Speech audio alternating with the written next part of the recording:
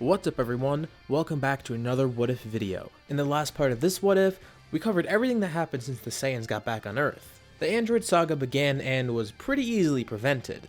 When you got a bunch of Super Saiyans running around, it's not too tough. However, that might work against them in the Buu saga. Sometimes too much energy might be a bad thing, and you'll see what I mean once we get into that arc. Just like my other recent videos, let's set a like goal for 3,000 likes for this video. Get it to that amount of likes and we'll continue this What If with another part. So without further ado, let's pick up from here. We first get into the 7-year time skip, where everyone begins adjusting to their Earth lives more and more. After having been on Earth for a decent amount of time, everyone's starting to get more and more like regular Earthlings. For one, there's Gine, and she really isn't a fighter, so what she's been doing is mainly hanging out with the Sun family, acting essentially as a normal grandmother. It's nice to actually have a peaceful life here, and have a great family along with that. And it's a similar situation for Paragus. He lives on his own with Broly, and he's aging and he's not really too much into fighting anymore. So what's a perfect old guy hobby? Well, Paragus takes up golfing. This is a joke I saw some people mention before and I thought, hey, why not? So in this What If, Paragus becomes an expert golfer, or at least he likes to think he is. Sure, becoming a Super Saiyan is cool, but in Paragus' eyes, it's cooler to get a golf score under 70. That's real power. Now let's move on to the actual fighters. One group of them is Turles, Raditz, and Nappa, who all end up living lives together as eternal bachelors and dude bros. It's pretty fun. They share a place and of course they keep up training, but they've all developed their own hobbies. Alongside his brother Kakarot, Raditz becomes a farmer. At first not really being into it, but eventually growing fond of it when he realizes the irony of him farming radishes. Also it's extra money and they can get some good training in while doing it, so it's a win-win-win. Turles thinks it's pretty hilarious seeing his best friend do this, and he decides that he might as well do the same. When he becomes a farmer and gets into plants, he has a particular interest in trees for some weird reason.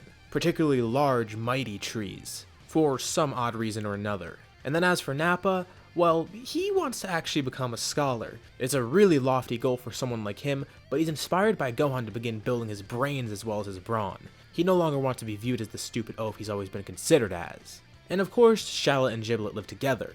We don't really know too much about Giblet from Dragon Ball Legends, but as for Shallot, one of his basic interests, like all other Saiyans, is food. And we know he has a really good sense of smell. So what would be a good hobby for him? Well, one of my friends suggested that they should go into culinary arts for some reason, since they'd probably love to be around food all the time. Or maybe becoming butchers or something similar. I don't really know what they should be here, but you guys can suggest something below in the comments if you want. We'll stick with that for now though. Vegeta is obviously with Bulma, and he's pretty much the same as usual. I mean, when your wife is one of the richest people in the world, you don't really need a job, you could just focus on training all you want. And Trunks is here as well, but he's not older than Goten this time. Minor change but worth noting. As for Tarble, he may even live at Capsule Corp, potentially picking up a job there. Of course wanting to be around his older brother. And of course we move to Goku and his family. Like I mentioned, Goku picks up his farming job earlier on. It is a good way for him and Raditz to keep up their training, as well as doing something very productive. And with all these people around him being fighters, Gohan would probably train a lot more as well. With Goten and Trunks following suit, of course.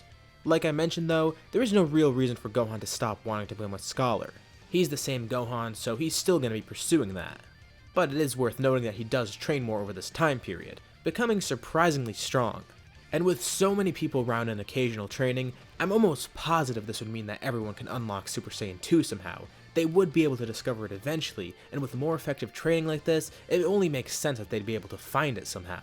But there is one thing that I do want to bring up. I haven't mentioned Broly yet. And as for him, he has a pretty lax lifestyle. I'm not sure what he could do as a hobby here, and by all means you guys can suggest something that he has as a career or whatnot. But in terms of his power, you guys did mention that you wanted to see something different for him. Like I said in the last video, he's going to evolve differently as a Super Saiyan than the other guys, given how weird his mutated strength is. So for him, his line of Super Saiyan forms will be a little bit different. Over the past few years, he was able to gain control of his wrathful state, and eventually his Super Saiyan form, which is a little bit different from everyone else's. But one thing that is particularly interesting is his full power Super Saiyan, that green-haired one that he has. It is an insanely powerful transformation that he is able to access sometimes, but he doesn't really have full control over, and it takes a lot of work for him to even access it in the first place. In dire situations though, he will be able to use it, but he has to be very cautious because of how destructive it can be. And I saw some pretty funny comments in my last video saying that this is the real definition of a Super Saiyan bargain sale, like Vegeta mentioned that one time. I mean, pretty much every Saiyan here that wants to fight is running around with Super Saiyan, and with a lot of them getting Super Saiyan 2 as well. Pretty much like I expected, this turned into the main timeline Vegeta's worst fear. everyone having Super Saiyan. Oh, and all the great Saiyan stuff still does happen. And finally we arrive to the tournament. And as you could probably expect here, the roster is going to be filled to the brim with Saiyans. There still are other people there, but the roster this time is as follows: Goku, Vegeta, Gohan, Raditz, Turles, Nappa, Shallot, Giblet, Broly, Piccolo, Shin, Kibito, Crillon, Tien, Mr. Satan, and Vidal. You may have noticed there's no Spopovich and Yamu here. That's because they see how many powerful people are joining and they know that they won't really stand a chance. Unless one of them ends up getting paired with Mr. Satan or Vidal, they'd pretty much get screwed and knocked out immediately in any fight, so they remain as spectators instead, waiting for the right moment to strike. But let's cover some of the battles. First up, we have Crillon versus Tien, and this would be a really close fight from what I could tell. And it would be a nice callback to the old tournaments that they used to enter. Here, I would give the edge to Tien, but only a very slight one. I personally feel that the two are very close in power, and I do want to make an in-depth video about the two of them and see who's stronger. But in this what if, I'm going to give the edge to Tien since they had basically the same training and I don't see any reason for Crillon to get ahead. Of course, if we were talking canon, my answer would be completely different, but since they've been doing basically the same stuff and none of them had a different experience like going Namek and having their potential unlocked, I just don't see why Crillon would be ahead here considering that Tien would start out ahead of him. Like I said, that requires its own video, and keep in mind this is a what if, so don't take my answer as me comparing them in canon. We'll address that sometime in the future, because now we're going to go on to Piccolo versus Shin, and that pretty much goes as normal. Next up is Vidal versus Gohan. And of course, Vidal is really outmatched here, but the good news for Vidal is that she won't be beaten half to death like she was against Spopovich, because it is Gohan and he's her boyfriend after all. Plus, I mean, it's Gohan, he's not going to hurt anyone. It would just be a friendly little battle with Gohan severely holding back. And next up we have Shallot versus Giblet. And here's where some issues start to arise. The twins are pretty much even in power. And they're twins, so of course they're going to go all out and see who's the stronger one, and really cement that sibling rivalry. This means they're going to have a very powerful and drawn out fight, which is exactly what Spopovich and Yamu wanted. So sadly we're not going to see a victor here, because midway through the fight, both Spopovich and Yamu come in and steal energy from Shallot and Giblet. Yes, both of them. The energy from two people that can go Super Saiyan 2, that's going to be really beneficial to Babidi. This is exactly what Shin and Kibito wanted, and now they could follow them and track down Babidi's ship. And a lot of the people in the tournament go and follow Shin and Kibito. This essentially means that there's no tournament left besides the kids division, which Goten would probably win here. Another dub for him, because in the adult division that only leaves behind Mr. Satan and Vidal. So I guess Mr. Satan just wins by default because Vidal already got knocked out. The champion maintains his throne. Jokes aside though, let's actually move over to Babidi's ship. Spopovich and Yamu arrive and Babidi's very pleased with their energy, but he still kills them regardless. He has no use for them anymore. But the energy they gave him, there's so much of it. There's no way. This energy is actually enough to revive Majin Buu. Remember, just the energy from Gohan gave over half the amount needed. So imagine from two Super Saiyan 2s that might even be stronger than Gohan was at that point. So he's revived pretty much immediately when they arrive. There's actually a Buu saga in this scenario, what do you know? Immediately, everyone can tell Buu is a formidable threat. Even all of Babidi's minions are scared.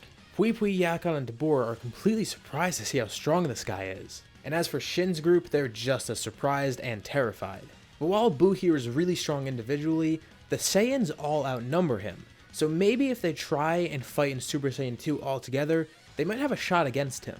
They begin fighting him and Buu isn't really too much of a smart fighter, but he more than makes up for it in strength. However, with all the fighters there, he is being continuously beat down, and he's getting really angry from it. The thing is, they can't really kill him because unless they all have one coordinated attack at the exact right time that's powerful enough to eradicate every one of his cells, he keeps regenerating. So really all they're doing right now is pissing him off. From the holes around Buu, steam begins erupting, and then he unleashes his anger. Something gross flies out of his body. Another Buu? This one is a lot more sickly and he's gray in color. And everyone is momentarily confused until the two Buus begin fighting. Buu just expelled that evil Buu from within him. And just as soon as he came out, they begin clashing. And we all know where this is going. Evil Buu eventually is able to turn Buu into candy and eat him. The team was hopeful for a bit that the two Buus would just kill each other, but it seems the situation has only gotten worse. Now, Buu is formed into a new beast, Super Buu.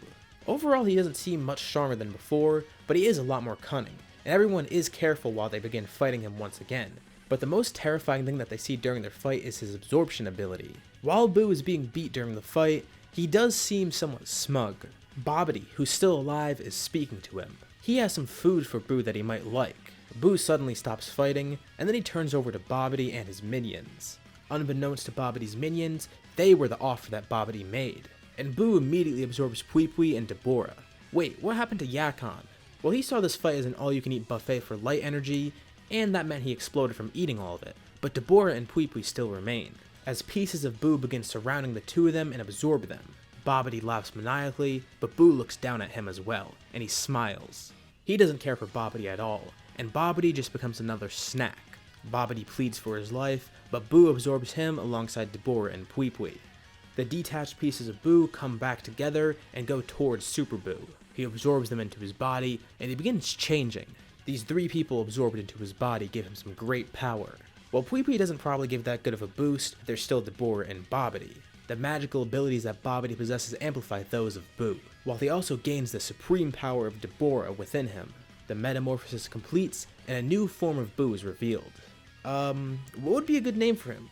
Dabu Pui D?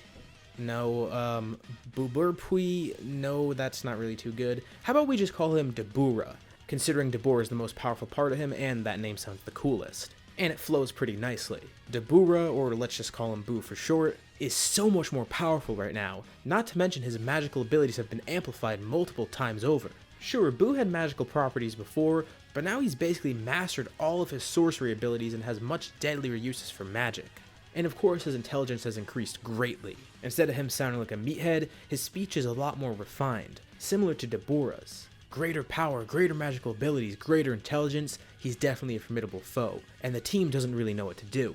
Right now what they need is a distraction, and they need to regroup somewhere else safe. Thankfully Crillon and Tien are there, and they pop off a couple solar flares, as everyone begins creating a dust cloud around them. This will help them escape, as long as they all lower their keys. With Boo distracted and blinded and everyone's keys lowered, Shin teleports everyone out of there back to the world of Kai's. And let's leave off here for now. So how's the team supposed to defeat Boo, if at all? What do you think Boo's plans will be in the meantime? And what would happen to Earth? Leave your thoughts and suggestions in the comments below, and I'll be sure to check them out to see what you guys think. As always, if you liked the video, be sure to drop a like, and let's see if we could hit our like goal. And if you haven't already, why not subscribe, as well as hitting the bell icon to get notified about any future parts of this What If, or any other videos that I upload on my channel. Thank you all for watching, and I'll see you on my next video.